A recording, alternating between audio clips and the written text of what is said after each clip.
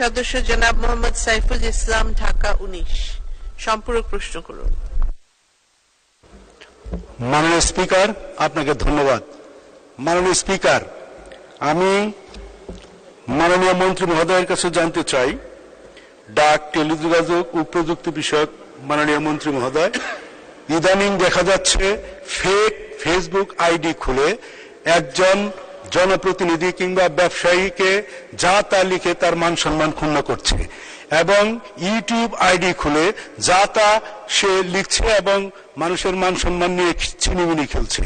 এখন আপনার মন্ত্রণালয় থেকে এই সমস্ত ফেক আইডি যাতে কেউ খুলতে না পারে এবং ইউটিউবে যা তা যদি যাতে কেউ লিখতে না পারে, এই ব্যাপারে আপনার কোনো পদক্ষেপ আছে কিনা?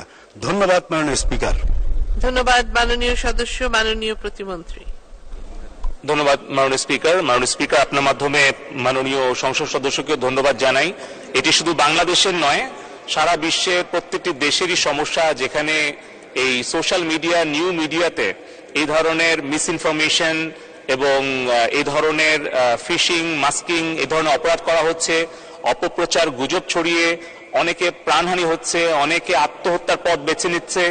আমাদের যারা মাননীয় সংসদ সদস্য বা রাজনৈতিক নেতৃত্ব আছেন, তাদের বিরুদ্ধে তো অপপ্রচার হয়ই, অনেক সময় কিন্তু আমাদের ছাত্রী বোন, সন্তানদের, কন্যাদের, তাদেরও কিন্তু অনেক ধরনের ডিপ ফেক ভিডিও কিংবা ইমেজটাকে প্রসেস করে ফটোশপে কাজ করে এমন অনেক ধরনেরই অপপ্রচার বা মানহানিকর, আক্রমণাত্মক কন্টেন্ট সোশ্যাল মিডিয়া ছড়িয়ে দেওয়া হয়, যার জন্য কিন্তু অনেক ছাত্র ছাত্রী, কিশোরীদেরকে জীবন পর্যন্ত দিতে হয়েছে।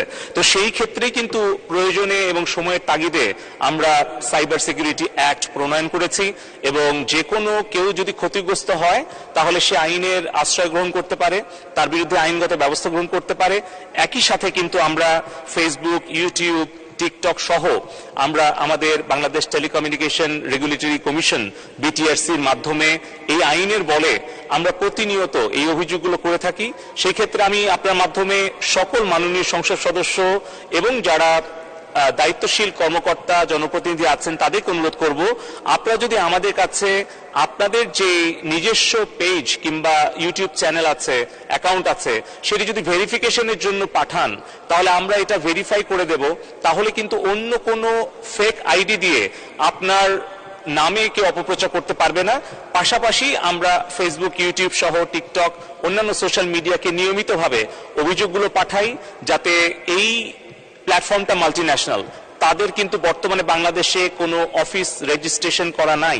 এটা আমরা বারবার বলছি, এই কারণেই কিন্তু পার্সোনাল ডেটা প্রোটেকশন অ্যাক্টটা প্রণয়নের উদ্যোগ নিয়েছি, যাতে বাংলাদেশের কোনো ব্যক্তির বা প্রতিষ্ঠানের কোনো তথ্য উপাত্ত যাতে সেই নাগরিকের অনুমতি ছাড়া কোনো প্রতিষ্ঠান যেন সে দেশের বাইরে না নিয়ে যেতে পারে, এবং সে যাতে তার অনুমতি ছাড়া অপব্যবহার করতে না পারে।